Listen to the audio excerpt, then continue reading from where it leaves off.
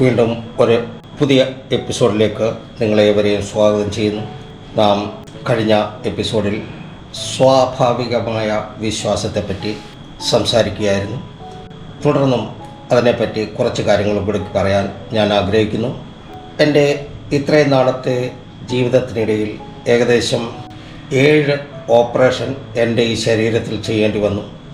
ഒരു ഓപ്പറേഷൻ്റെ സമയത്തും ഞാൻ ഡോക്ടറോടോ അല്ലെങ്കിൽ ആശുപത്രിയിലെ അധികാരികളോടോ ചോദിച്ചില്ല എന്നെ ഓപ്പറേഷൻ ചെയ്യുന്ന ഡോക്ടർക്ക് പരിചയസമ്പത്തുണ്ടോ, അല്ലെങ്കിൽ ഡോക്ടർ ഒരു ക്വാളിഫൈഡ് ഡോക്ടറാണോ, ഇതൊന്നും ഞാൻ ചോദിച്ചില്ല. ഓരോ പ്രാവശ്യം പോകുമ്പോഴും ആ ഡോക്ടറിലുള്ള വിശ്വാസം അർപ്പിച്ചുകൊണ്ട് ഞാൻ ഓപ്പറേഷന് വിധേയനാകും. 7 പ്രാവശ്യം ഓപ്പറേഷൻ ചെയ്ത് എല്ലാം സക്സസ് ആയിരുന്നു. എനിക്ക് യാതൊരു വിധമായിട്ടുള്ള ബുദ്ധിമുട്ടുകളും വന്നില്ല. ഇതെല്ലാം എൻ്റെ ആ ഡോക്ടറിന് മേലുള്ള വിശ്വാസമാണ്, ഒരു സ്വാഭാവിക വിശ്വാസം. പിന്നെ ഒരു ചെറിയ കാര്യം പറയുകയാണെങ്കിൽ, ഞാൻ നിങ്ങൾ കാണുന്ന ഈ വീഡിയോ റെക്കോർഡ് ചെയ്യുന്ന സമയത്ത് ഈ കസേരയിൽ വന്നിരുന്നു. ഞാൻ ഇരിക്കുന്നതിന് മുമ്പ് ഈ കസേര ഞാൻ ചെക്ക് ചെയ്തില്ല. എൻ്റെ കസേരയിൽ ആരെങ്കിലും പേപ്പർ പിന്നോ വല്ലതും വെച്ചിട്ടുണ്ടോ, അല്ലെങ്കിൽ ആരെങ്കിലും പശ പുരട്ടി വെച്ചിട്ടുണ്ടോ, ഇതൊന്നും നോക്കിയില്ല.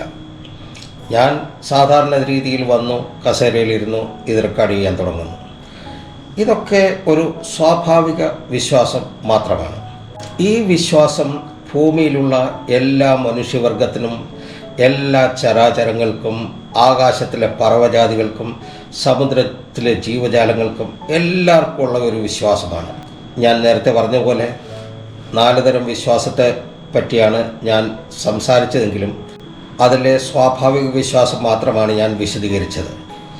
ബാക്കിയുള്ള 3 വിശ്വാസങ്ങളെപ്പറ്റി ബൈബിളിൻ്റെ ഈ പരിപാടി മുന്നോട്ട് പോകും തോറും അതിനെപ്പറ്റി അവസരോചിതമായിട്ട് ഞാൻ സംസാരിക്കുന്നതായിരിക്കും. കാരണം അതെല്ലാം വിശ്വാസത്തിൻ്റെ ബാക്കി 3 പറഞ്ഞ ഭാഗങ്ങളും ലിങ്ക് ചെയ്തിരിക്കുന്നത് ഈ ബൈബിളിലെ ഓരോരോ വിഷയം അടിസ്ഥാനപ്പെടുത്തിയാണ്.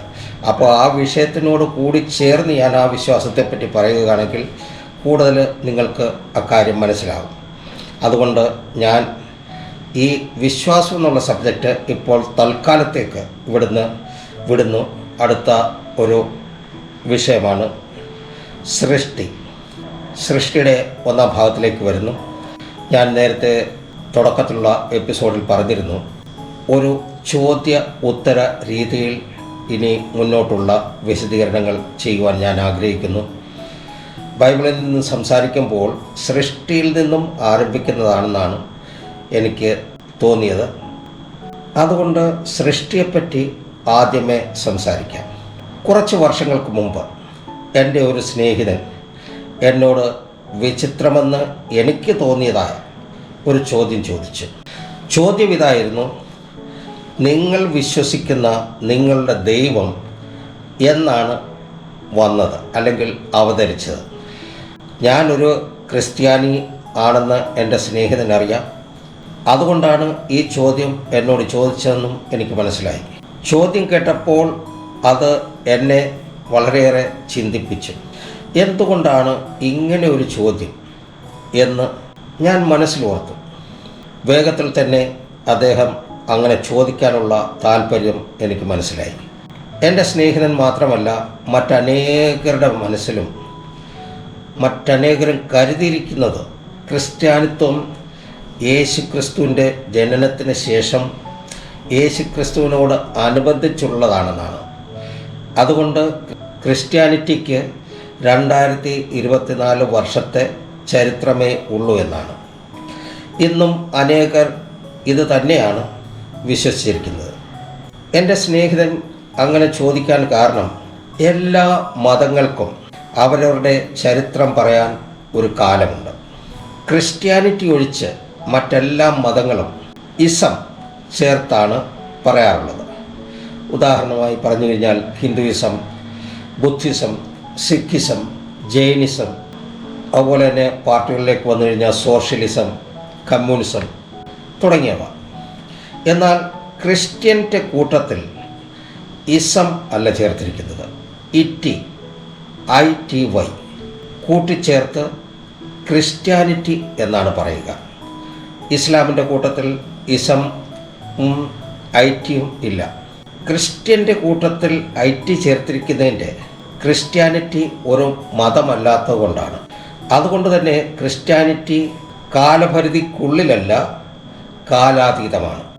ഉദാഹരണമായി പറഞ്ഞാൽ, എൻ്റെ സ്നേഹിതൻ ഹിന്ദുവായിരുന്നു. അവൻ പറഞ്ഞത് ഹിന്ദുയിസത്തിന് 5000 വർഷത്തെ ചരിത്രമുണ്ടെന്നാണ്. അതിന് എനിക്കെതിർപ്പില്ല.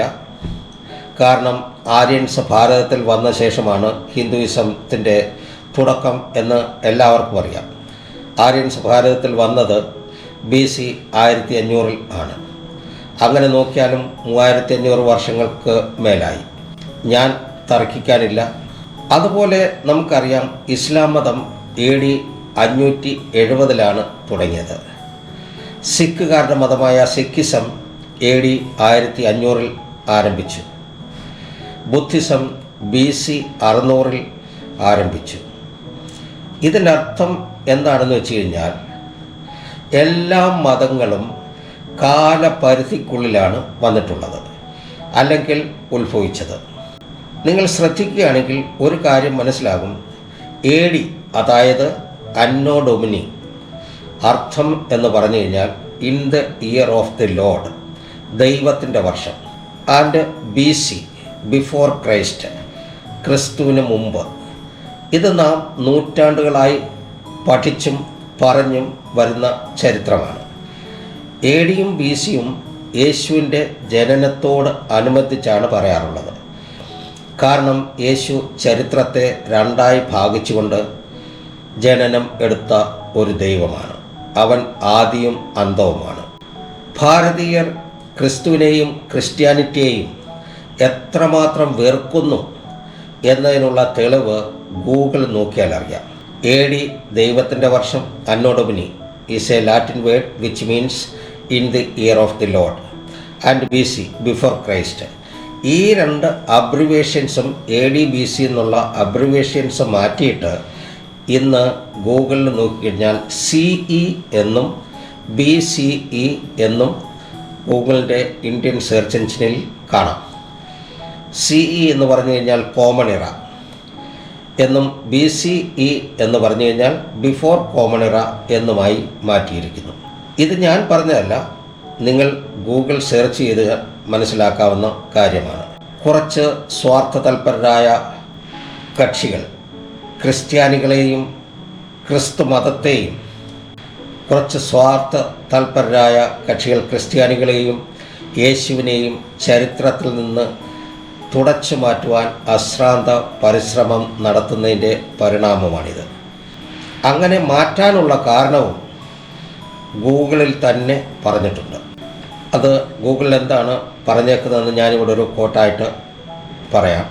The simplest reason for using BCE and CE as opposed to AD and BC is to avoid reference to Christianity and in particular to avoid naming Christ as Lord.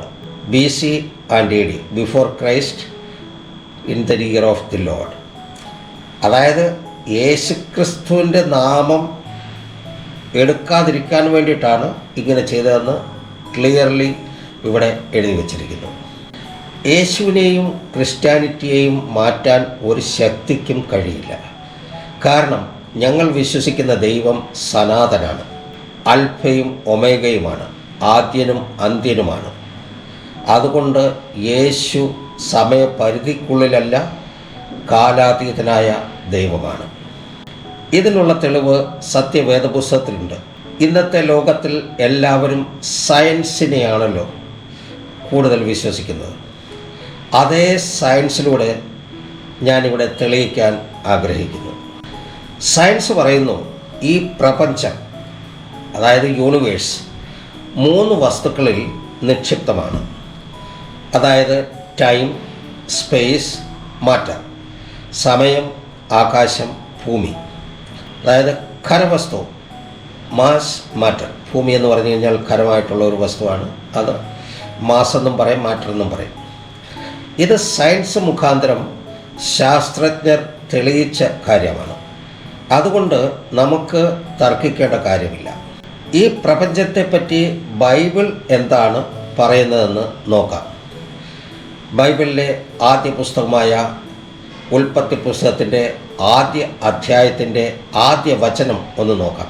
അപ്പോൾ നമുക്ക് മനസ്സിലാകും ദൈവം അനാദികാലം മുതൽക്കേ ഉള്ള ദൈവമാണെന്ന്.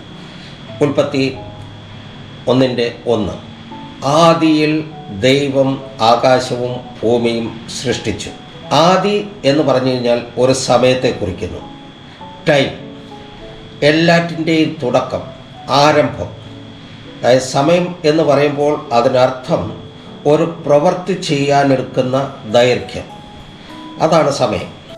ആകാശം, സ്പേസ്, അനന്തവിഹായസ് സ്ഥിതി ചെയ്യുന്ന അനേക പാളികളുള്ള ഒരു വായുമണ്ഡലം, അനേക തരത്തിലുള്ള, അതായത് നമ്മളുടെ ഭൂമിയിലെ ആകാശത്തിൽ തന്നെ നോക്കിക്കഴിഞ്ഞാൽ അതിൽ 5 ലെയറുണ്ട്. അതിന് പറയുന്നത് മുകളിൽ നിന്ന് താഴോട്ട് വരികയാണെങ്കിൽ exosphere, thermosphere, mesosphere, stratosphere, troposphere. ഭൂമി എന്ന് പറഞ്ഞു കഴിഞ്ഞാൽ മാറ്റർ, മാസ്, ഖരം, നാം വസിക്കുന്ന ഈ ഭൂമിക്ക് പറയുന്നതാണ്. അപ്പം ബൈബിളിലെ ആദ്യത്തെ പുസ്തകത്തിൽ ആദ്യത്തെ അധ്യായത്തിൽ ആദ്യത്തെ വചനത്തിൽ തന്നെ പറയുന്നു ആദിയിൽ ദൈവം ആകാശവും ഭൂമിയും സൃഷ്ടിച്ചു. അതിനർത്ഥം എന്ന് പറഞ്ഞു കഴിഞ്ഞാൽ ഈ യൂണിവേഴ്സിലുള്ള 3 വസ്തുക്കൾ, ടൈം, സ്പേസ്, മാറ്റർ, അത് തുടക്കത്തിൽ തന്നെ എഴുതിയിരിക്കുന്നു. അപ്പോൾ നമുക്കിതിൽ നിന്ന് മനസ്സിലാകുന്നതെന്ന് പറഞ്ഞു കഴിഞ്ഞാൽ, അതായത് ഞങ്ങളുടെ ദൈവം ഈ സൃഷ്ടിക്ക് മുമ്പേ ഉള്ളവനാണ്.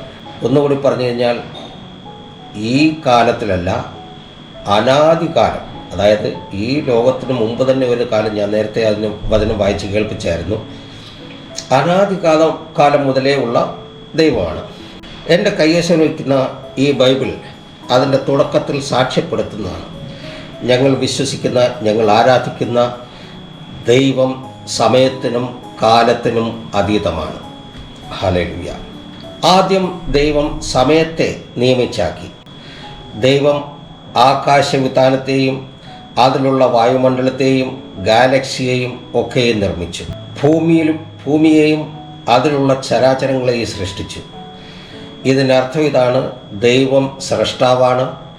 അനാദികാലം മുതൽ അനന്തകാലം വരെയുള്ള ദൈവമാണ്. ഈ ദൈവം അൽഫയും ഒമേഗയുമാണ്.